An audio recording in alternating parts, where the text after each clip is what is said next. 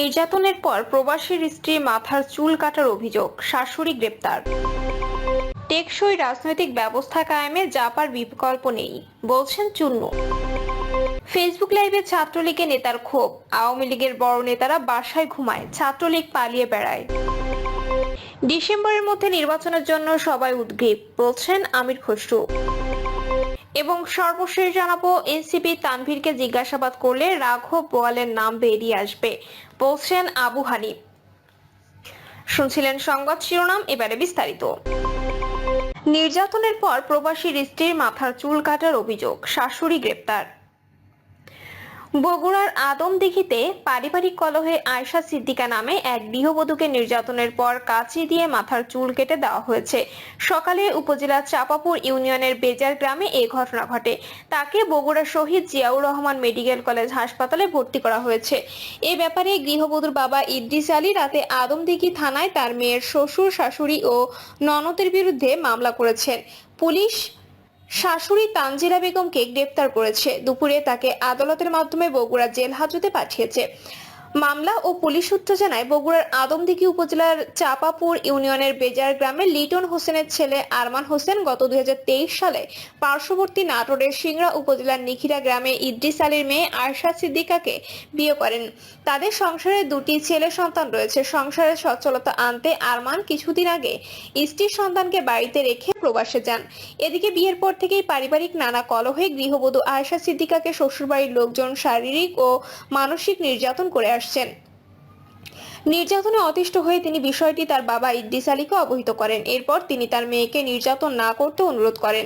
এতে শ্বশুরবাড়ির লোকজন তার উপর আরো ক্ষিপ্ত হন। সকালে শ্বশুর লিটন হোসেন, শাশুড়ি তানজিলা বেগম ও ননদ সাদিয়া বিবি তাকে হত্যার উদ্দেশ্যে বেদম মারপিট করে রক্তাক্ত জখম করে। এরপর কাঁচি দিয়ে তার মাথার অর্ধেক চুল কেটে দেওয়া হয়। এদিকে গ্রামবাসী টের পেয়ে নির্যাতনের শিকার গৃহবধূকে উদ্ধার করে প্রথমে আদমদিঘি উপজেলা স্বাস্থ্য কমপ্লেক্সে ভর্তি করেন। সেখানে অবস্থার অবনতি হলে তাকে বগুড়ার সজিমেগ হাসপাতালে স্থানান্তর করা হয়। টেকসই রাজনৈতিক ব্যবস্থা কায়েমে জাপার বিকল্প নেই, বলছেন চুন্নু।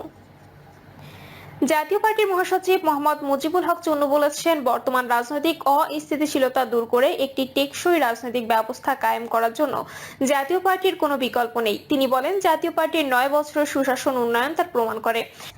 দলকে সুসংগঠিত করতে আগামী প্রথম মাসের মধ্যে জেলা সফরের কর্মপরিকল্পনা তৈরির জন্য তিনি অতিরিক্ত মহাসচিবের নির্দেশ দেন। ফেসবুক লাইভে ছাত্রলীগের নেতার ক্ষোভ, আওয়ামী লীগের বড় নেতারা বাসায় ঘুমায়, ছাত্রলীগ পালিয়ে বেড়ায়। আওয়ামী লীগের বড় বড় নেতারা বাসায় ঘুমায় আর ছাত্রলীগ পালিয়ে বেড়ায় বলে ক্ষোভ প্রকাশ করেছেন পটুয়াখালী জেলা ছাত্রলীগের সাংগঠনিক সম্পাদক মেহেদী হাসান বাদল। দিনগত রাতে ফেসবুক লাইভে তিনি এই ক্ষোভ প্রকাশ করেন, যা সামাজিক যোগাযোগ মাধ্যমে ভাইরাল হয়। মেহেদী হাসান বাদল বলেন, বড় বড় আওয়ামী লীগ নেতা যারা শত শত কোটি টাকার মালিক হয়েছে তারা শহরে ঘুরছে, বাড়িতে ঘুমাচ্ছেন। তাদের বিরুদ্ধে কোনো মামলা নেই, বাড়িঘরে হামলা ভাঙচুর নেই। যত হামলা ভাঙচুর মামলার আসামি ছাত্রলীগের সাধারণ নেতাকর্মী।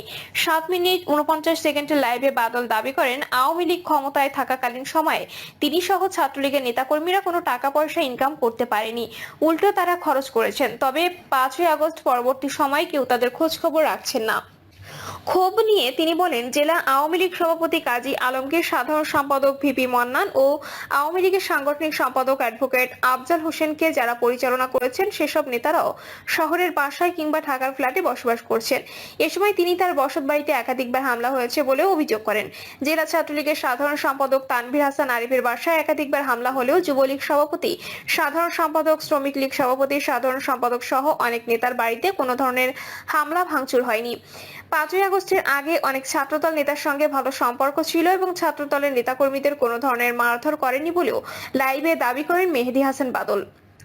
এ বিষয়ে জানতে মেহেদী হাসান বাদলের মোবাইল, হোয়াটসঅ্যাপে যোগাযোগের চেষ্টা করেও তার বক্তব্য পাওয়া যায়নি।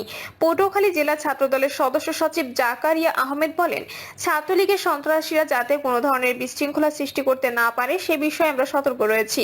তারা এখন লুকিয়ে এ ধরনের লাইভ করছে। সন্ত্রাসী ও হামলার আসামিদের গ্রেপ্তারে আইন শৃঙ্খলা বাহিনীর সদস্যদের আরো সক্রিয় হওয়া দরকার।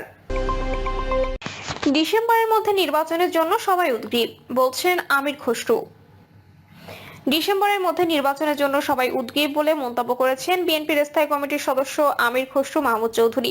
তিনি মনে করেন মানুষ ভোট দেওয়ার জন্য প্রস্তুত। আমির খসরু মাহমুদ চৌধুরী বলেন, এখন তারা গণতন্ত্র চায়, আর কারা গণতন্ত্র চায় না এই বিষয়গুলোতে জনগণকে সিদ্ধান্ত নিতে দিই আমরা। বাংলাদেশের মানুষ বোকা না, তারা তো সবকিছু ফলো করছে। এই সময় সাংবাদিকদের আরেক প্রশ্নের জবাবে বিএনপির স্থায়ী কমিটির এই সদস্য বলেন, নির্বাচন হচ্ছে মানুষের ভোটাধিকারের মাধ্যমে একটি গণতান্ত্রিক সরকার প্রতিষ্ঠা করে গণতান্ত্রিক অর্ডার ফিরিয়ে আনা। এটা একটা জনগণের মালিকানার বিষয়, আর সংস্কার হচ্ছে চলমান প্রক্রিয়া। নির্বাচনের পরও আরো বহু সংস্কার হতে থাকবে, আগামী বছরগুলোতেও সংস্কার হতে থাকবে।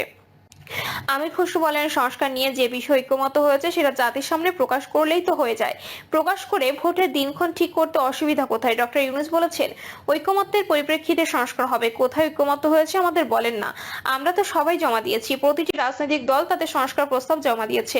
সুতরাং কোথায় ঐক্যমত হয়েছে তা জাতিকে জানিয়ে দিয়ে সই করে নির্বাচনের দিকে আমরা এগিয়ে যাই।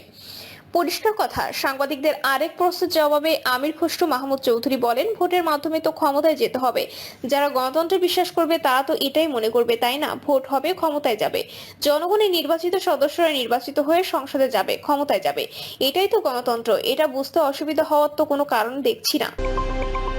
এনসিপি তানভীরকে জিজ্ঞাসাবাদ করলে রাঘব বোয়ালের নাম বেরিয়ে আসবে, বলছেন আবু হানিফ। গণহত্যার বিচার, আওয়ামী লীগ ও তাদের দোসরদের রাজনীতি নিষিদ্ধের দাবিতে বিক্ষোভ মিছিল করেছে বাংলাদেশ যুব অধিকার পরিষদ করিমগঞ্জ উপজেলা। আবু হানিফ বলেন, জুলাই গণঅভ্যুত্থানে গুরুত্বপূর্ণ ভূমিকা পালন করেছিলেন সমন্বয়করা, কিন্তু 5ই আগস্টের পরবর্তী সময়ে তারা বিভিন্ন জায়গায় তদবির, টেন্ডার বাণিজ্য সহ নানা বিতর্কিত কাজে যুক্ত হয়ে জুলাই আন্দোলনে তাদের অর্জনকে ম্লান করেছে। সমন্বয়ক পরিচয় সচিবালয়ে ডিসি নিয়োগের বিতর্কে জড়ান তানভীর নামের এক সমন্বয়ক। সেই তানভীর আবার এনসিটিবির 400 কোটি টাকা দুর্নীতিরও সঙ্গে সম্পৃক্ত। এই তানভীর এনসিপি নেতা, তাকে অব্যাহতি দেওয়া হয়েছে। সরকারের উচিত তাকে আটক করে জিজ্ঞাসাবাদ করা, তাহলে অনেক রাঘব বোয়ালের নাম বেরিয়ে আসবে। তিনি বলেন, জুলাই আন্দোলনে আওয়ামী লীগ ও তার দোসররা দেশে গণহত্যা চালিয়েছে। তাদের বিচারের ক্ষেত্রে সরকারের অনীহা দেখা যাচ্ছে। জুলাই গণহত্যার বিচার ও আওয়ামী লীগ নিষিদ্ধের ক্ষেত্রে সরকারকে আরো জোরালো ভূমিকা পালন করতে হবে। যারাই আওয়ামী লীগ ও তাদের দোসরদের পুনর্বাসন করবে তাদেরই রুখে দিতে হবে। এই অন্তর্বর্তীকালীন সরকারের প্রধান কাজ গণহত্যার বিচার ও আওয়ামী লীগকে নিষিদ্ধ করা। আওয়ামী লীগ যে জুলাইয়ে যে গণহত্যা চালিয়েছে, ভবিষ্যতে সুযোগ পেলে এর চেয়ে ভয়ঙ্কর গণহত্যা চালাবে। গণহত্যাকারী আওয়ামী লীগ ও তাদের দোসররা বাংলাদেশে আর রাজনীতি করতে পারবে না। সেজন্য দেশবাসীকে সজাগ থাকতে হবে। তিনি আরো বলেন, কিশোরগঞ্জ বাংলাদেশের অন্যতম কৃষি প্রধান জেলা। এখানকার মানুষের বেশিরভাগই কৃষক। হাওড় এলাকায় কৃষি আবাদ বেশি হয়। এখন ভরা মৌসুমে ধানের পর্যাপ্ত মূল্য না পেয়ে কৃষকরা হতাশ। ধান উৎপাদনে যে খরচ, সেই তুলনায় ধানের দাম কম হওয়ায় লোকসান হওয়ার আশঙ্কা বেশি। তাই সরকারের উচিত ধানের ন্যায্য মূল্য নিশ্চিত করা। সরকারের উদ্যোগে কৃষকের কাছ থেকে ধান ক্রয় করা। এখানে যেন মধ্যস্বত্বভোগী সিন্ডিকেট করতে না পারে সেটা নিশ্চিত করতে হবে। প্রিয় দর্শক, এই ছিল এখনকার সর্বশেষ সংবাদ। আপডেট সব সংবাদ পেতে চ্যানেলটি সাবস্ক্রাইব করে বেল আইকনটি ক্লিক করে রাখুন।